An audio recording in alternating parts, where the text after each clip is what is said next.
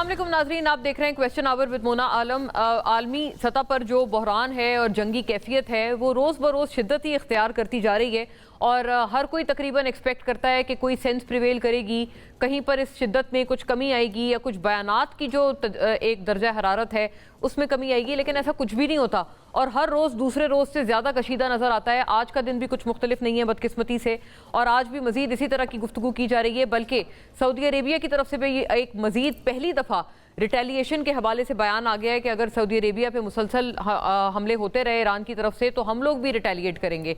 तो यानी कि ये कि इस जंग का जो दायरा कार है वो बदकिस्मती से बढ़ता हुआ नज़र आ रहा है। इफ़ दिस हैपन्स, क्योंकि गुज़िश्ता दिन की जो ईरान की तरफ से एश्योरेंस हुई थी एक कि अब हम खलीजी ममालिक के ऊपर नहीं कि हमारी तरफ से कोई अटैक होगा या रिटेलिएशन होगी, उसके बरक्स रात को भी, कल रात गुज़िश्ता रात को भी एक अटैक वहाँ रिपोर्ट हुआ, जिसके बाद फिर ये सऊदी अरेबिया की तरफ से ये वाला बयान आया है। अब ये नाज़रीन एक बड़ी पेचीदा सूरत हाल है और अमेरिका हो, इज़राइल हो, उनकी तरफ से भी मज़ीद ज़ाहिर है शय दी जा रही है और खुल खुल कर अब जो हकीकत है वो अयां हो गई है कि जो मंसूबा था वो एक्चुअली रजीम चेंज का ही था। बाकी सारी बातें, ख्वाह वो न्यूक्लियर प्रोलिफरेशन के बहाने हों, दीगर बातों की धमकियां हों या कोई न्यूक्लियर प्रोग्राम के हवाले से खदशात हों, वो सिर्फ महज बातें ही थीं। अब तो बिल्कुल खुल के जो इवन ये जो मुखोटा था, ये जो नकाब भी था, ये भी उतार के फेंक दिया गया है अग्रेसर्स की तरफ से और अब खुल के कहा जा रहा है कि हमने तो वहाँ पे रजीम चेंज करनी है। ख्वाह ये कि जो वहाँ बैनुल-अक़वामी जितने जो इंटेलिजेंस एजेंसीज़ हैं वो बार बार अपनी मुश्तरका तौर पर ये रिपोर्ट्स पेश कर रही हैं कि वहाँ पे तो ऑन ग्राउंड ईरान में कोई नामो निशान भी नहीं है किसी भी तरह की रजीम चेंज की आवाज़ का। तो बहरहाल नाज़रीन ये अफसोसनाक सूरत हाल है जिसमें हम बैठे हैं और पाकिस्तान के हद तक ये जो अफसोसनाक सूरत हाल है, यहाँ पर ऑयल प्राइसेस की मद में उसका हमें पहला इम्प्लिकेशन नज़र आया है। बेशक इसमें कोई शक नहीं कि हुकूमती बुज़रा, हमने अपने प्रोग्राम्स में भी गुफ्तगू की उनसे, कल भी हमने भरपूर तौर पे इस पर बात की, आवाज़ उठाई, कोई एज सच रैशनैलिटी नज़र नहीं आ रही है टू बी वेरी फ्रैंक इस फैसले के ऊपर। अब ये global petroleum price comparison report है, ये ज़रा स्क्रीन पे दिखाएं ताकि हम इसके ऊपर बात करें, क्योंकि अगर ये वाकई बैनुल-अक़वामी ट्रेंड्स के ही पेश नज़र हो रहा है तो ये तो बैनुल-अक़वामी ट्रेंड्स पूरी दुनिया के लिए एक तरह से हैं, सिर्फ पाकिस्तान के लिए नहीं। लेकिन अकॉर्डिंग टू दिस रिपोर्ट 20.66% का इजाफा पाकिस्तान में इन अ सिंगल डे ये किया गया है 55 रुपये दोनों पेट्रोल प्रोडक्ट्स पे। भारत में 0% इजाफा हुआ है, बांग्लादेश में 4% इजाफा हुआ है, अफगानिस्तान में भी 0% है। जो पाकिस्तान के बाद सबसे ज़्यादा इजाफा है वो खुद यूएसए से हुआ है, यूएसए में हुआ है और सऊदी अरेबिया में हुआ है जो कि 6.45% का इजाफा है। मतलब जो 20% का इजाफा यहाँ पर मुंतकिल किया गया है उसका दूर दूर तक किसी भी दूसरे मुल्क में कोई नामो निशान तक नहीं नज़र आ रहा। इवन 10% भी इजाफा किसी भी दूसरे मुल्क में पेट्रोलियम प्राइसेस में नहीं हुआ, तो पाकिस्तान में क्यों? आज इस पिवटल सवाल पर फिर बात करेंगे इंशाल्लाह और कुछ बयानात भी देखेंगे माजी के, क्योंकि जो पिछली पीटीआई गवर्नमेंट को हटाया गया था नो कॉन्फिडेंस मोशन के जरिए, उसकी एक बहुत बड़ी वजह ये बताई जा रही थी कि इकोनॉमिक मिसमैनेजमेंट है, इकोनॉमिक क्राइसिस आ गया है मुल्क में।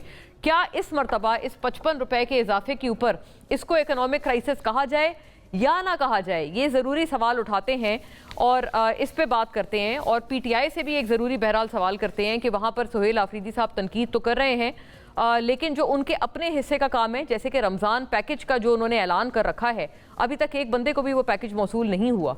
क्या अपने हिस्से का काम कर लिया है वज़ीर आला सुहेल आफरीदी ने? उनसे भी ये सवाल पूछना उतना ही लाजिम व मलजूम है जितना कि मौजूदा जो वफाकी हुकूमत के करता धरता हैं उनसे पेट्रोल के हवाले से हमने उनको जो एक स्क्रूटनाइज करना है और उनसे सवाल करना है, वो जितना लाजिम है उतना ही ये दूसरा सवाल वज़ीर आला सुहेल आफरीदी से भी लाजिम है। बहरहाल आज ये दोनों बातें करने की कोशिश करते हैं इस पहले अपने प्रोग्राम के सेगमेंट में। और can I go to the guest? हमारे साथ मेहमान हमारे मौजूद हैं तो मैं उनका रुख करूँ। ऑन अब्बास बप्पी साहब नाज़रीन हमें ज्वाइन करते हैं। Senator on Abbas Bappi stalwart हैं पाकिस्तान तहरीक इंसाफ के और तमाम मामले पे अपनी जमात का मौक़िफ़ हमारे साथ रखेंगे। नासिर हुसैन शाह साहब सूबाई वज़ीर पाकिस्तान पीपल्स पार्टी के सिंध के सूबाई मिनिस्टर शॉर्टली हमारे साथ होंगे। और ये बहरहाल कुछ बयानात भी हैं जिनकी हम लोग बात कर रहे थे इस वक्त। आई थिंक ये कुछ बयानात हमने मजमूई तौर पर इकट्ठा भी किए हैं एक तरह से कि जो गवर्नमेंट और अपोजिशन हर किसी का इस वक्त इस सूरत हाल पर जो रद्द अमल है वो ज़रा देखते चलते हैं, फिर फौरी तौर पे मेहमानों से गुफ्तगू करेंगे। महंगाई का तूफ़ान और आवाम की दहलीज़ पर जो इस वक्त है قربانی عوام سے لی جا رہی ہے. حکومت نے اپنے مرات میں کیا کمی کی ہے؟ حکومت نے عوام کے لیے کیا قربانی دی ہے؟ حکومت غریب عوام کے منہ سے نوالا چھین کر اشرافیہ کو نواز رہا ہے. سابق گورنر سندھ محمد زبیر اب سے کچھ دیر پہلے یہ اپوزیشن ارکان کی پریس ٹاک ہوئی ہے. ایک حکومت کا پیٹرول اور ڈیزل کی قیمت میں محدود اضافہ کرنا بہت محنت کا کام ہے.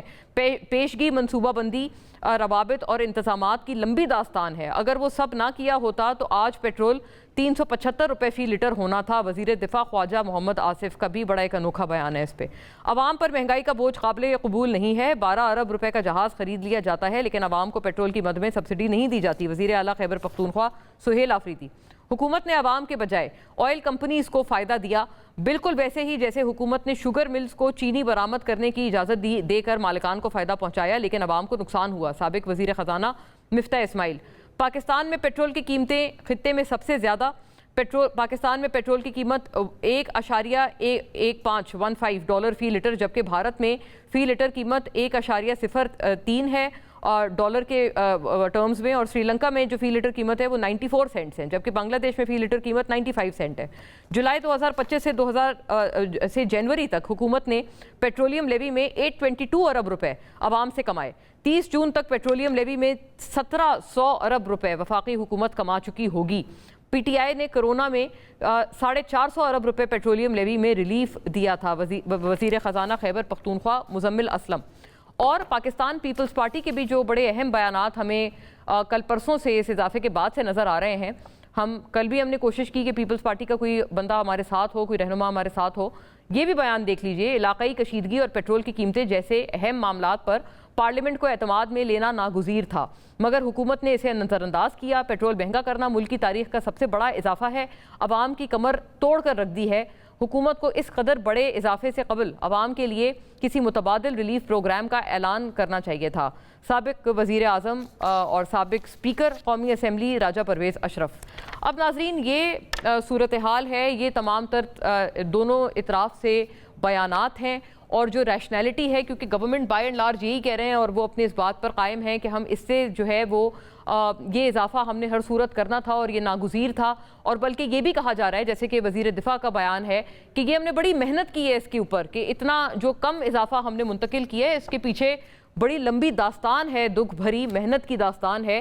اور اس کے بعد یہ جو اتنا بڑا وہ اپنے حساب سے گورنمنٹ کہہ رہے ہیں کہ یہ جو ہم نے ایک مارکا سر انجام دیا ہے، یہ ہم نے کیا ہے کہ ہم نے کم تیل کی قیمت بڑھائی ہے ورنہ تو پتہ نہیں کیا ہو جانا تھا. اچھا اون بپی صاحب آپ سے بات کا آغاز اگر ہم کر پائیں، یہ آپ کی سائیڈ کی جو بات ہے بہرحال آپ ضرور کیجئے گا اور پاکستان تحریک انصاف کی طرف سے ضرور یہ والی بات آپ اپنے موقف ضرور رکھیں. اوبویسلی آپ اس وقت اپوزیشن میں ہیں اور آپ اس پہ بے تحاشا تنقید بھی کریں گے، آپ کا رائٹ بھی ہے، اس کا ضرور فرمائیں اس کے بارے میں. لیکن آپ سے یہ گلہ دوسری طرف والے کرتے ہیں کہ آپ کسی بھی کنسٹرکٹیو ڈیبیٹ کا حصہ ہی نہیں بنتے گورنمنٹ کے ساتھ، تو پھر آپ مطلب کس طرح سے آپ عوام کی حالت زار پر کوئی کوئی کنسٹرکٹیو بات کر پائیں گے؟ کیونکہ وہ کہتے ہیں آپ کو تو اس طرف کوئی دلچسپی نہیں ہے. اعوذ باللہ من الشیطان الرجیم، بسم اللہ الرحمن الرحیم. اگر پہلے آپ اجازت دیں تو پہلے پیٹرول کے حوالے سے تھوڑی سی بات کر لیں. جیسے کہ آپ نے کمپیریزن دیا کہ پورے دنیا میں اگر اس وقت 20 ملکوں کا کمپیریزن جو آپ کے پاس پڑا، یہ کمپیریزن شیٹ میرے پاس بھی آئی پڑی ہے، تو اس میں پاکستان کے بعد اگر کوئی دوسرا ملک اس کے بعد نیچے رہا تو وہ امریکہ خود ہے جس کا 6.5% جس میں اضافہ ہوا ہے، اور پاکستان وہ واحد ملک ہے جہاں 21% اضافہ ہوا. جبکہ آج سے 3 دن پہلے ہمیں فائنانس منسٹر صاحب کہہ رہے تھے کہ جی 28 دن کا جو ہے نا ہمارے پاس سٹاک موجود ہے، اور یہ وہ سٹاک ہے جو کہ پرانی قیمت پر اٹھایا گیا تھا. تو اچانک 55 روپے لیٹر یا 20% اس وقت رائز کرنے کی وجہ کسی کو کیا سمجھ لگی، سوائے ایک چیز کے کہ وہ 55 روپے ریٹ بڑھایا گیا جس میں 20%، جس میں 20 روپے صرف لیوی ہے، یعنی کہ ٹیکس اس میں 20 روپے ہے اور 35 روپے کا ریٹ بڑھایا گیا. تو گورنمنٹ کو ٹیکسز میں اتنا ریٹ بڑھانے کی آخر کیا ضرورت پیش آ گئی تھی؟ یہ تو وہی گورنمنٹ ہے نا جو شور مچاتی تھی کہ اگر ملک میں قیمتیں اوپر جائیں گی تو وہاں ملک کا وزیر اعظم چور ہوگا. I think they've forgotten about it. ایک چیز اور بھی یاد رکھنے کی ضرورت ہے. جب عمران خان صاحب نے آج سے 3 سال پہلے جب یہ ریجیم چینج کا فارمولا آیا تھا جو بار بار ہم پہ الزام لگایا گیا تھا، تو اس وقت ایک رشیا کا بھی ایلیمنٹ تھا. خان صاحب نے یاد ہے، خان صاحب نے کہا تھا میں کیوں نہ جا کے رشیا سے سستا تیل خریدوں جب مجھے وہاں سے ملتا ہے. تو جب وہ خان صاحب کا آخری ٹرپ رشیا کا گیا تو جس کو اس وقت کی اسٹیبلشمنٹ جنرل باجوہ نے جا کے امریکہ کو جا کے بیچا تھا، تو اس نے یہی کہا تھا دیکھو یہ رشیا کے ساتھ جا کے سیٹلمنٹ کر رہا ہے اور سستا تیل لینے کی کوشش کر رہا ہے. اس وقت اس مورد الزام کے ہماری حکومت گرا دی گئی تھی. آج کسی کو یاد بھی نہیں کہ اگر اس وقت رشیا سے تیل سستا آتا، جو کہ انڈیا میں اس کی صنعت کی سب سے بڑی جو سٹرینتھ ہے وہ رشین تیل ہے. جو وہ کہ رشیا انڈیا سے تیل لے رہا ہے، اپنا انڈیا رشیا سے تیل لے رہا ہے سبسیڈائز ریٹ پہ لے کر، آج اس کو سپلائیز ہے بڑی، اور وہ اپنے عوام کو سستا ریٹ اپنا تیل فروخت بھی کر رہا ہے. لیکن ہمارے کیونکہ حکمران نہ تو لوگوں سے مینڈیٹ لے کے آئے ہیں، نہ لوگوں سے ووٹ لے کے آئے ہیں، نہ لوگوں کی تکلیفوں کا ان کا کوئی اندازہ ہے. So they can do whatever they want to. اب جہاں تک آپ کا دوسرا سوال آ گیا کہ جی ہم کیوں نہیں ایسی چیزوں کا حصہ بنتے جو کہ ملک کی یگانگت کے لیے آگے جائیں. میں بارہا اپنے پچھلے 4 ٹاک شوز میں لوگوں کو بار بار کہہ چکا ہوں کہ جب اس گورنمنٹ میں جنگ میں جانے کا سوچا تھا تو کیا انہوں نے لوگوں سے اس کی رائے پوچھی تھی، یا لوگوں کی پلس چیک کی تھی، یا پارلیمان میں آ کے ہمیں کو بریفنگ دی تھی، یا اپنی کیبنٹ سے اپروول لی تھی؟ انہوں نے فیصلہ کیا، وہ جنگ میں چلے گئے.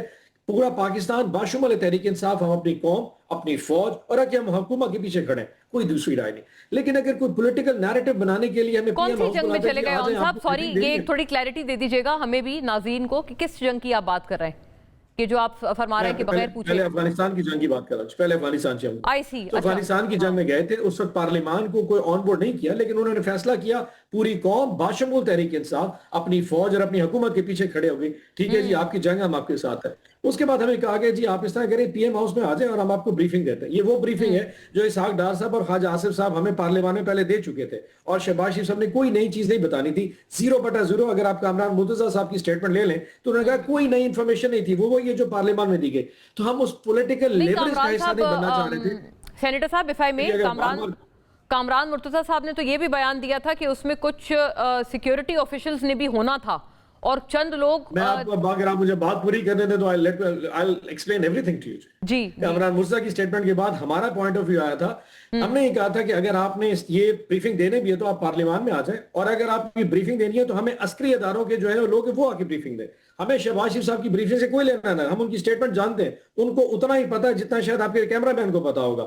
ایکچولی اگر آگے دینی ہے تو ڈی جی آئی ایس آ کے بتائیں گے، ڈی جی ایم او آگے بتائیں، جس پہ اس بات پہ شاید جب کامران مرتضیٰ یا فضل الرحمان صاحب نے شہباز شریف صاحب کو یہ کہا، بات پہ اگری بھی کیا. سو ایسی کو بریفنگ جب پارلیمان میں ہوگی ہم اس کا حصہ ضرور بنیں گے. لیکن اگر کوئی صرف پولیٹیکل نیریٹو بنانے کے لیے ہمیں بلانا چاہ رہا تھا پی ایم آفس میں، سوری، ہم ایسی کسی سازش کا حصہ نہیں بننا چاہ رہے تھے. تو نہیں، آپ یہ کیا، میں اس لیے عرض کر رہی ہوں، کیا آپ یہ کہہ رہے ہیں کہ وہ تو ان کی طرف کا موقف یہ ہے کہ اگر آپ آتے تو اس میں سیکیورٹی آفیشلز بھی ہوتے، لیکن آپ پھر بھی آپ یہی بات کر رہے ہیں؟ ایسا نہیں ہے. نہیں، ہمیں تو اب that's totally wrong جی. ہمیں ایک رات پہلے بتایا گیا جی کل صبح 11:30 بجے آپ کی میٹنگ ہے، آپ نے شہباز شریف صاحب کے دفتر میں آنا ہے، آپ کے پارلیمانی لیڈران آ جائیں نیشنل اسمبلی اور سینٹ سے، اور آپ کے دونوں اپوزیشن لیڈرز، ٹوٹل 4 لوگوں کو انوائٹ کیا گیا، نوئنگلی کہ وہاں پہ کوئی سیکیورٹی اداروں کے چیفز وہاں پہ نہیں آ رہے تھے. اور اس کا کویشچن میں بار بار کیا، so which was no to it. So Shahbaz Sharif صاحب کی بریفنگ لینے کے لیے معذرت کے ساتھ ان کا نیریٹو تو شاید اسلام آباد میں سی ڈی اے والے کیری نہیں کرتے، ہم نے ان کا کہاں سے بوجھ اٹھانا تھا. میں آپ کو بتاؤں پاکستان کا جو سب سے بڑا ایشو ہے نا، وہ ایک لیڈرشپ کرائسس ہے. شہباز شریف صاحب سمجھتے ہیں وہ بہت بڑے کوئی لیڈر ہے، مطلب ویری فرینکلی ان کی بات بول کے شاید آدھے لوگوں کو پتہ نہیں وزیر اعظم کون ہوگا، اس کا کیا نیریٹو بکے گا. سو ہم ان کے پولیٹیکل لیوریج کا بوجھ اٹھانے کے لیے کبھی اس کا حصہ نہیں بن سکتے. سو اس لیے ہم اس میٹنگ میں نہیں گئے تھے. لیکن اگر فیوچر میں میٹنگ پارلیمان میں ہوتی ہے will be part of it. But having said that again, اگر آپ فیول کرائسس کو دوبارہ لے کے یقین کریں پاکستان میں جو مہنگائی کا طوفان آنے والا ہے، ان کو اندازہ بھی نہیں. آپ کے فوڈ آئٹمز کتنے مہنگے ہو جائیں گے، آپ کی کھاد کی قیمتیں کہاں پہنچے گی، آپ کی گیس کی شارٹیجز کہاں پہنچنے والی، because they never planned it. They never thought about it. ان کو لوگوں کی تکلیفوں کا اندازہ ہی نہیں ہے. تو موسٹلی وہ سوچتے ہیں کہ ہم نے آج اپنی حکومت کو، یعنی کہ نیب امینڈمنٹ کیسے کرنی ہے، عمران خان کو پھنسانا کیسے ہے، القادر میں سے نکلے گا تو سپریم کورٹ نہ جائے، اس کو فیڈرل کانسٹیٹیوشن کورٹ کیسے لے کے جانا ہے، اس کی ملاقاتیں کیسے روکنی. everything they think about is Imran Khan. ان کی نفس پہ، ان کی ہر جگہ پہ نا عمران خان سوار ہو چکا ہے. وہ عوام کہاں پہ سوچیں گے. بہت اچھا آپ نے ایک اہم یہ بھی نقطہ نظر بتایا. آپ کو کیا لگتا ہے کہ ان کی جو توجہ ہے اور کنسنٹریشن ہے وہ کس طرف ہے؟ شارٹ بریک ناظرین، واپس آتے ہیں. اون صاحب اینڈ شاہ صاحب از آلسو بھی ود اس. ہم لوٹتے ہیں انشاءاللہ.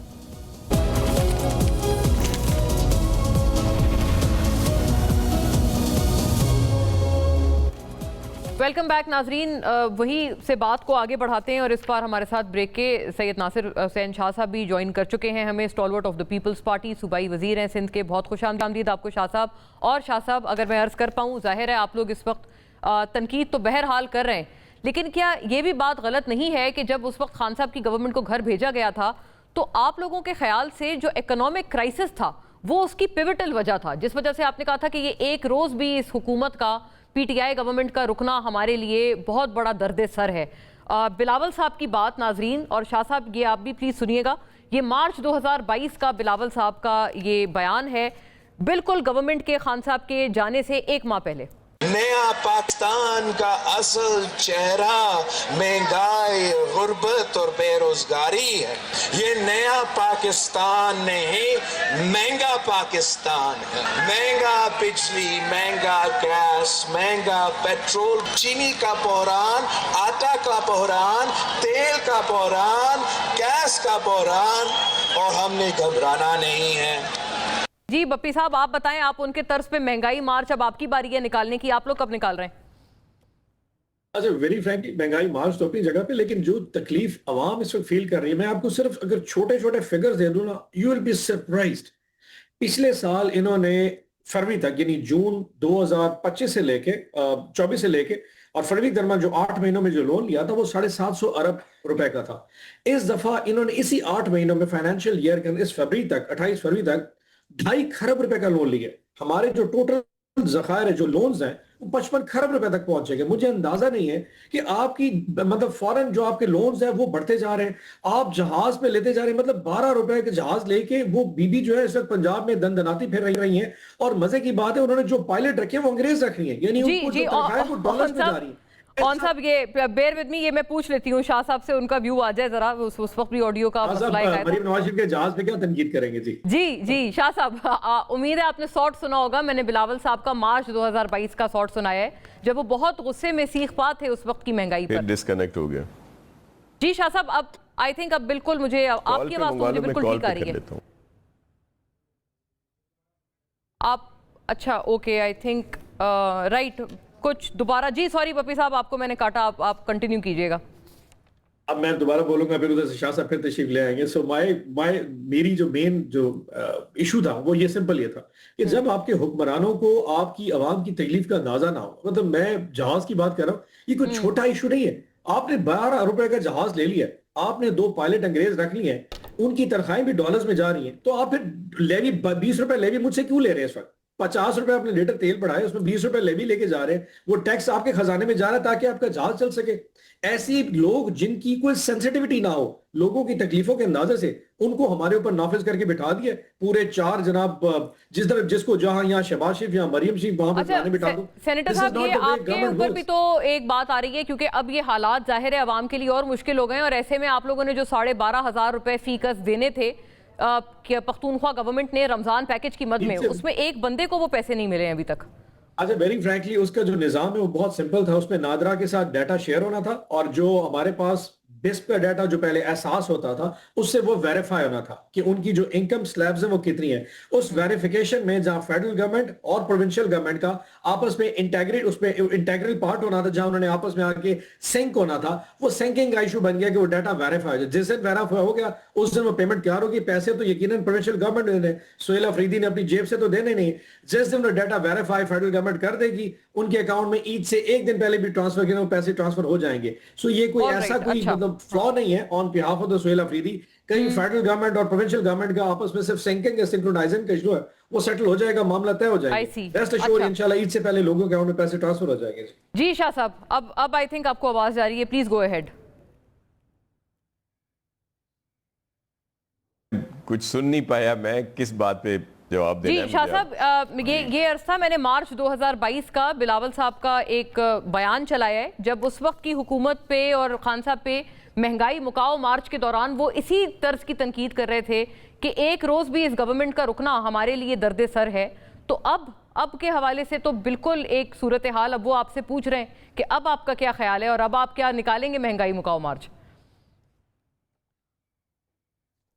बिस्मिल्लाहिर्रहमानिर्रहीम, अल्लाहुम्मा सल्ली अला मोहम्मद व आले मोहम्मद। देखें, बिल्कुल इस वक्त जो हालात हैं और इस महंगाई में एकदम से फिर अवाम जो है वो महंगाई की चक्की में पिस रहे हैं ऑलरेडी, और फिर उन पर एक और भी मज़ीद एक क़यामत सी आ गई है, और वो भी रमज़ान शरीफ के दिनों में, ईद के दिनों में। तो वो आपके इल्म में है कि हमारी तरफ से सीनियर क़यादत की तरफ से भी इस पर काफ़ी रिजर्वेशंस हैं, जो ये ऐलानात हुए हैं या जो प्राइस एकदम से बढ़ा दी गई हैं।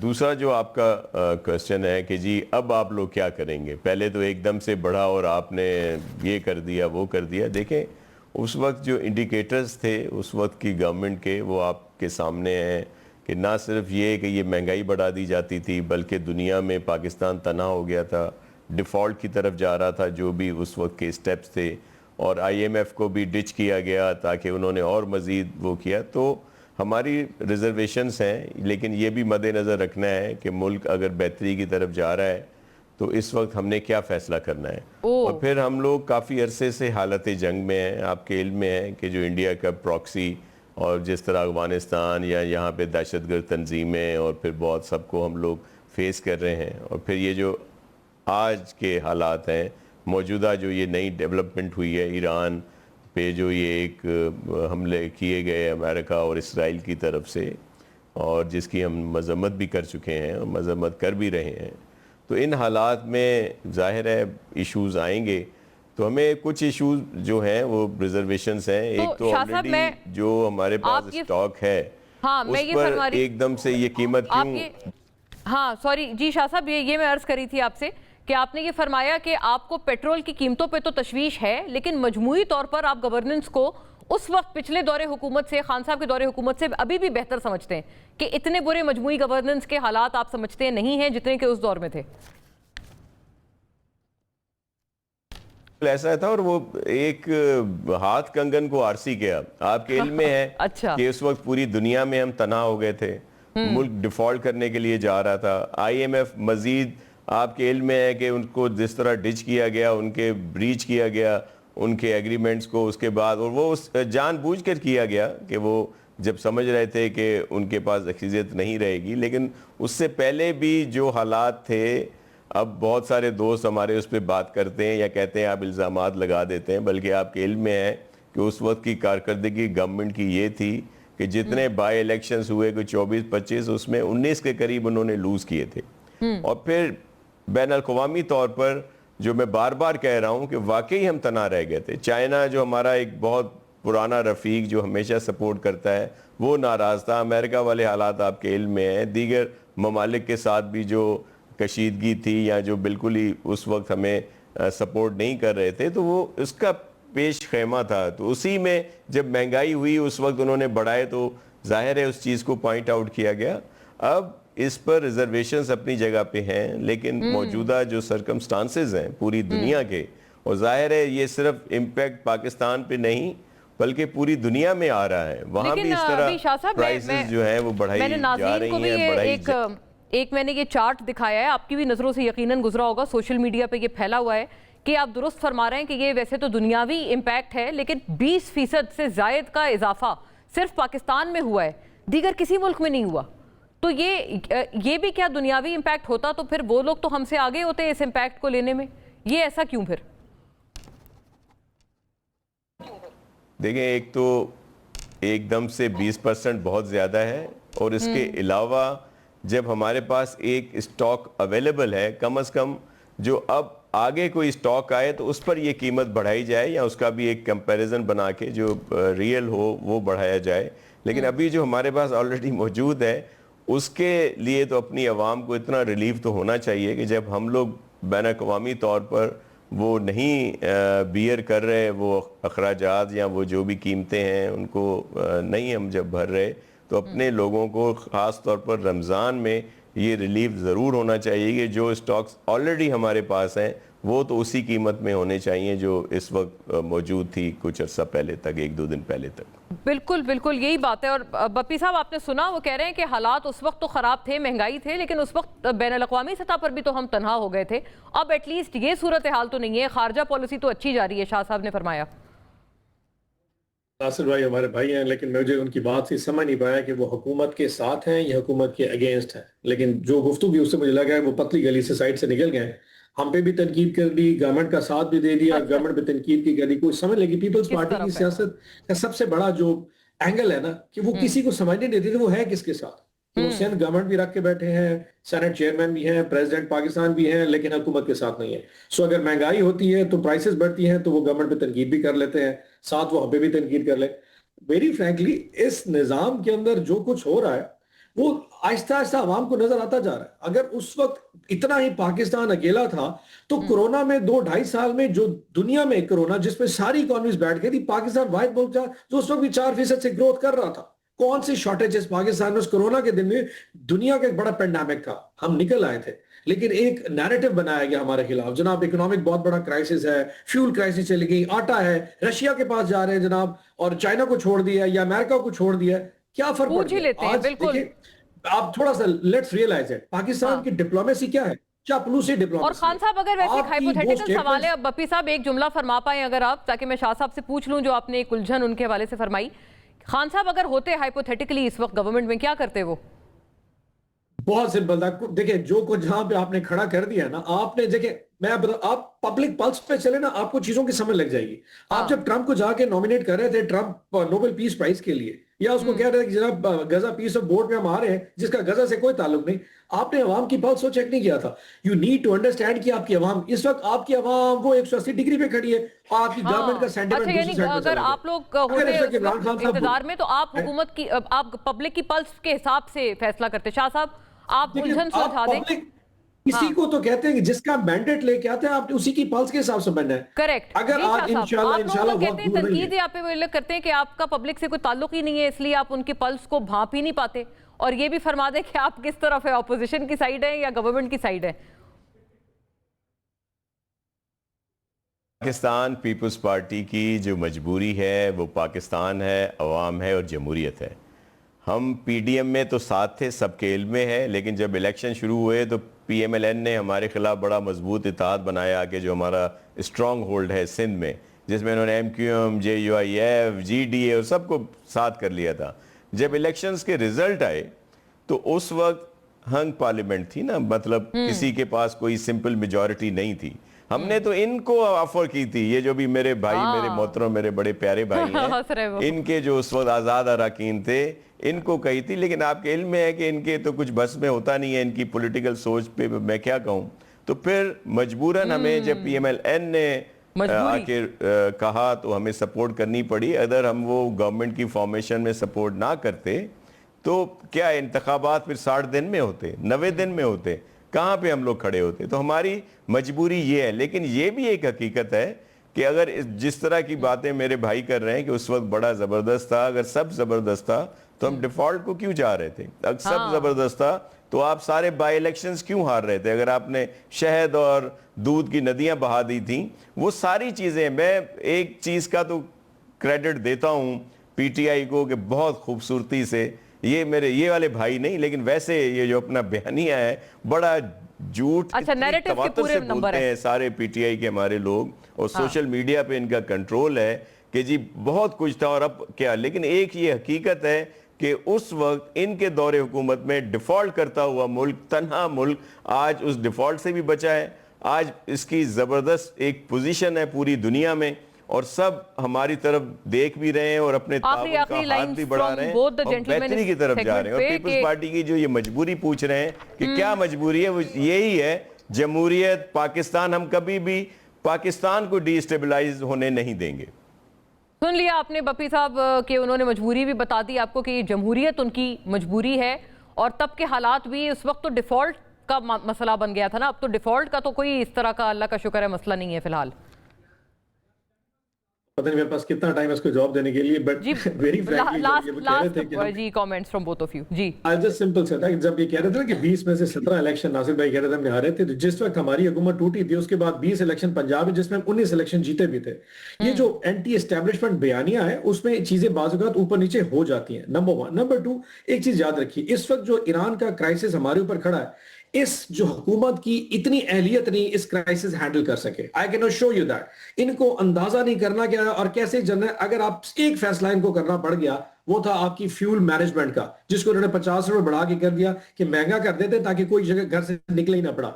جہاں پہ اس طریقے کے شارٹ سائٹڈ فیصلہ کرنے والی حکومت ہو, یو کین ویل انڈرسٹینڈ کہ جو کرائسس آنے والے ہیں, this is just the beginning of, اللہ نہ کرے اس طرح کے معاملات ہوں, جو کرائسس آگے اس پورے اکنامک کرائسس پیدا ہونے والا ہے اگلے آنے والے دور میں ایران کی وجہ سے, مجھے نہیں لگتا کہ ان کے پاس وہ ہینڈل کرنے کا ساتھ شراکت داری کیوں نہیں کرنی گورنمنٹ بنانے میں. بپی صاحب یہ اس بات کا بھی جواب دے دیں پلیز, اگر ایک لائن میں, کہ اگر آپ بنا لیتے, اگر آپ ان کے ساتھ 2024 الیکشن کے بعد گورنمنٹ بنا لیتے تو یہ پرابلم نہیں ہوتی ساری. حسن بھائی کا سوال بالکل ویلڈ. جی शाह साहब का सवाल बिल्कुल वैलिड है, बिल्कुल इनकी तरफ से ऑफर आई थी, लेकिन हमारा जो इलेक्शन का नैरेटिव था, जो मैनिफेस्टो था, वो इन तमाम जमातों के खिलाफ था। आज मैं लोगों को कहूं कि जनाब मैं इस निजाम में जिसमें सारा ये टोला इकट्ठा है, इनके खिलाफ मैं जंग लड़ के आ रहा हूं और मुझे आप वोट दें। आज मुझे लोग वोट दें और सुबह मैं उठूं और मैं कहूं यार इस निजाम, ये जो फरानी जो पार्टी है ना, ये जरा थोड़ा सा कम चोर है, मैं इनके साथ सेटलमेंट कर लेता हूं। आप लोगों को मुनाफिक नहीं बना सकते, लोगों से झूठ नहीं बोल सकते। इमरान खान की सियासत का वो कहते हैं वो उनकी अपनी भी मकबूलियत की लुटिया डूब जाती अगर वो आपके साथ शराकतदारी कर लेते। शाह साहब प्लीज आखिरी कमेंट आपका।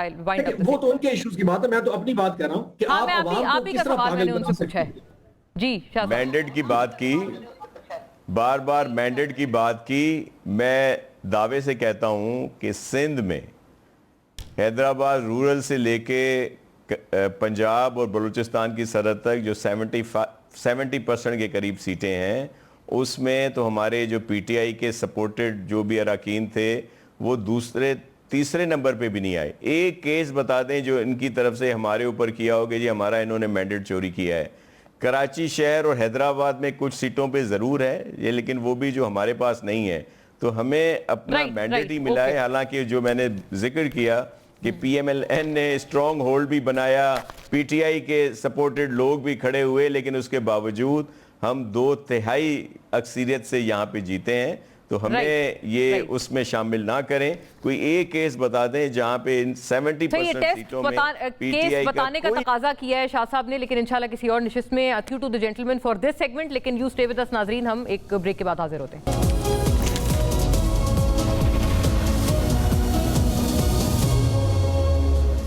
वेलकम बैक नाजरीन। इस सेगमेंट में हम लोग कुछ खालिसतन खारजा उमूर पे गुफ्तगू करते हैं, और जाहिर है जो हालात हाजरा और Pakistan at the helm of all of this, joint hair bye senator Anwarul हक काकड़, जिनसे आज इंशाल्लाह इन तमाम उमूर पे, और चूँकि फॉरेन अफेयर्स मुझे पता है अनवारुल हक काकड़ साहब का एक बहुत फोटे है, और farmer care taker prime minister of Pakistan, बहुत खुश आमदीद आपको काकड़ साहब, वेलकम। कैसे आप गेज कर रहे हैं, किन हालात में हम खड़े हैं? डी एस्केलेशन का तो कोई जिक्र ही नहीं है, बल्कि आज सऊदी अरेबिया की तरफ से भी पहली स्टेटमेंट आ गई है कि अगर ये चलता रहा तो हम भी जवाब देंगे। बहुत शुक्रिया, इसमें कोई शक नहीं है। माना देखें कि बहुत ही चैलेंजिंग सिचुएशन है, अनप्रेसिडेंटेड है। मेरे ख्याल में post second world war middle east में इतना बड़ा क्राइसिस नहीं आया जी। और पाकिस्तान के लिए चैलेंज है, न सिर्फ पाकिस्तान के लिए, मैं समझता हूँ ग्लोबल प्लेयर्स जो है ना, वो बज़ाते ख़ुद आप देख लें, यूरोप की तरफ से एक बहुत ज़्यादा अनईज़ वो भी सामने आ रही है। वहाँ पे भी आपको एक डिवाइसिव वॉइसेस नज़र आ रही हैं, कोई यूनिफाइड नहीं है। चाइना का बड़ा केयरफुल और गेज्ड किस्म का रिस्पांस है इस पूरे क्राइसिस के हवाले से। अमेरिका और इजराइल तो ज़ाहिर है एक ही पेज पर हैं। यूके बज़ाते ख़ुद एक कदम आगे जाते हैं, 2 कदम पीछे आते हैं, कोई क्लैरिटी उनके हाफ पे भी नज़र नहीं आ रही आपको। जीसीसी अंडर थ्रेट है, अंडर अटैक है। वो रिस्ट्रेन शो करते हुए, ज़ाहिर है एक तरफ से इजरायली और अमेरिकन एग्रेशन है टुवर्ड्स ईरान, फिर वो अंडर अटैक आ गए, इसने सिचुएशन को मज़ीद कॉम्प्लेक्स कर दिया। इस कॉम्प्लिकेशन में पाकिस्तान का एक तरफ ज़ाहिर ईरान हमारा नेबर है, हमारे एक ट्रेडिशनल और हिस्टोरिकल रिलेशंस है उनके साथ, और मेरे ख्याल में पाकिस्तान ने अपनी इस्तिताअत से बढ़ के ईरान का साथ दिया। और तशक्कुर पाकिस्तान के नारे 12 दिन की इनकी जो जंग इसराइल के साथ हुई थी, उसमें भी उनके पार्लियामान से आवाज़ें आई हैं, उनके मुख्तलिफ जो स्टेट अपरेटस के लोग थे, उन्होंने पाकिस्तान की अप्रिसिएशन और एक्नॉलेजमेंट की है उसके रोल की।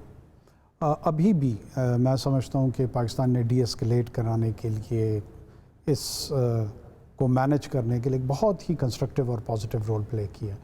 साथ में हमारा सऊदी अरब के साथ एक स्ट्रेटेजिक डिफेंस पैक्ट है।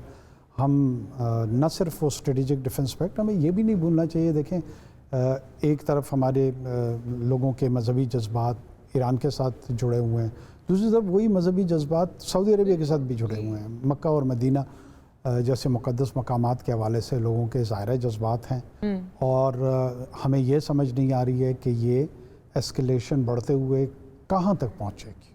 मतलब कोई प्रेडिक्शन नहीं की जा सकती है, कोई एंटिसिपेशन नहीं की जा सकती है।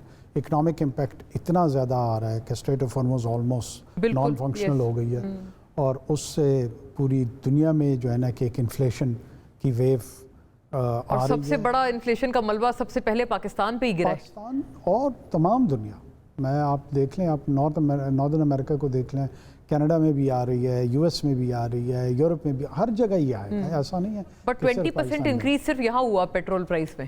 ڈیفینیٹلی یہاں کے ہو سکتے اپنے پیکولر وجوہات ہوں گی، لیکن انفلیشن بائی اینڈ لارج ایک گلوبل بالکل یس. تو چیلنجنگ سچویشن، اس میں کوئی شک نہیں ہے، اور ہمیں بہت وائزلی، اور میں ابھی بھی یہ کریڈٹ دوں گا کہ پاکستان کے اسٹیٹ سٹرکچر کو، پاکستان گورنمنٹ کو، کہ وہ بہت پھونک کے اور بہت محتاط طریقے سے قدم اٹھا رہے ہیں.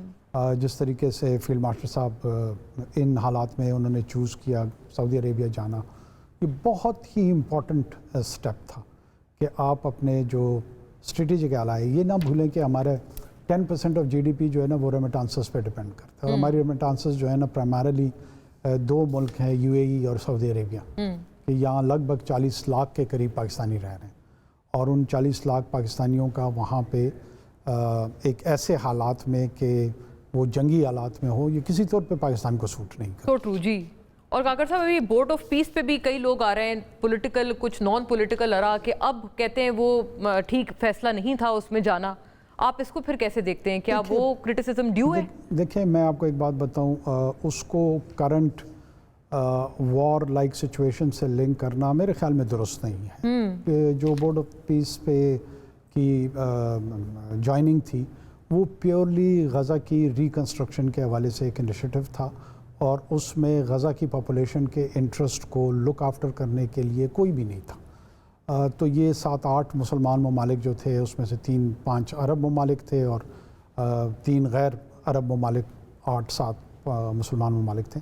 آخر اگر وہ اس کو جوائن نہ کرتے اور یہ بالکل ہی ون سائیڈڈ ہو جاتا، اور انہوں نے یونیلیٹرل ڈیسیجنز اس کے لیے لینے تھے، اور جس کو آپ نہ کنٹرول کر سکتے تھے، نہ مینج کر سکتے تھے، نہ اس میں کوئی رول پلے کر سکتے تھے، یہ بھی کوئی دانشمندی نہیں تھی. تو اگر وہ اس موقع پہ نہ کوئی بادل چھٹ رہے تھے جنگ کے، نہ کوئی اس طرح کی بات تھی، تو کیوں نہ اس کو جوائن کیا جاتا؟ میرے خیال میں وہ اس سرکمسٹانسز میں، ان حالات میں ایک مناسب فیصلہ تھا. آئی سی. اور کیا اسرائیل جیسے ملک پہ ٹرسٹ کیا جا سکتا ہے کہ وہ غزہ کی ریہیبلیٹیشن اور ریکنسٹرکشن میں واقعتاً دلچسپی رکھتا ہوگا؟ دیکھیں، اسرائیل جیسے ملک کے اوپر کسی بھی حوالے سے ٹرسٹ نہیں کیا جا سکتا. اسرائیل ایک اللیجٹمیٹ اینٹی ہے، ہم نے اسے ریکگنائز نہیں کیا ہوا ہے. اس کی نان ریکگنیشن کے ساتھ ساتھ وہ ایک حقیقت کے طور پر ایک ڈیفیکٹو ریاست ہے، اور اس ریاست نے پورے خطے میں ایک ہیجمونک ڈیزائن جو ہے نا وہ اسٹیبلش کیا ہوا ہے. اس ریالٹی کو بھی مد نظر رکھ کے تمام پالیسیز جو ہے نا ہمیں ڈیوائز کرنی پڑیں گی. کسی صورت میں اس کی لیجٹمائزیشن کی، اس کی ایکسیپٹنس کی نہ اشارتاً گفتگو کر رہا ہوں، نہیں ہم اس کو کسی ڈائریکٹ یا انڈائریکٹ وے میں پاکستان کے کسی بھی ادارے، پولیٹیکل اسٹیبلشمنٹ، ادروائز کہیں پہ یہ سوچ موجود ہے کہ ان کے ساتھ آگے بڑھا جائے. بات بنیادی طور پہ فلسطینی پاپولیشن کی ہے کہ ان کا پولیٹیکل مستقبل کیا ہوگا.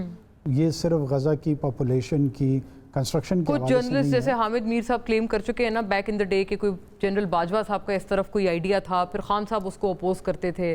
نہیں میں نہیں سمجھتا ہوں، مجھے نہیں پتا ہے. مجھے کسی صورت میں نے پاکستان کی فوج میں اسرائیل کے حوالے سے کسی بھی سینئر ماضی میں یا موجودہ قیادت کسی کی کوئی سافٹ کارنر کبھی نہیں دیکھا؟ کبھی میں نے کوئی سافٹ کارنر کسی سے نہیں سنی.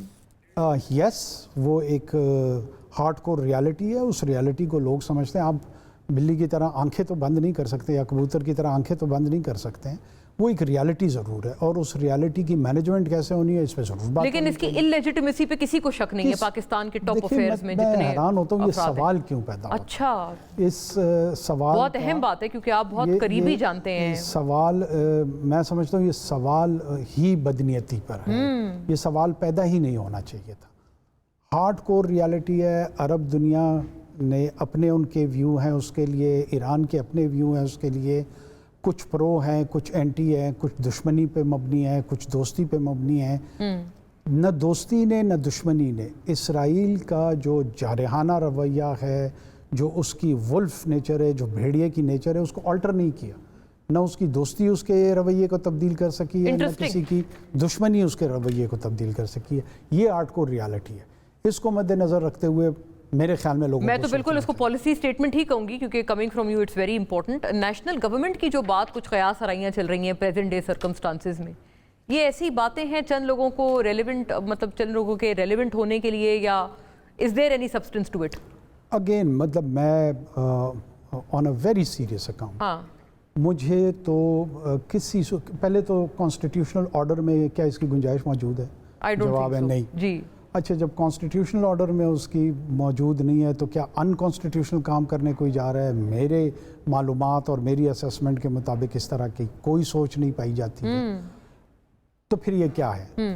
یس، جرنلسٹک اسپیکولیشن ہو سکتی ہیں، یہاں پہ فریڈم آف ایکسپریشن موجود ہے، لوگوں کی مختلف آراء ہوتی ہیں.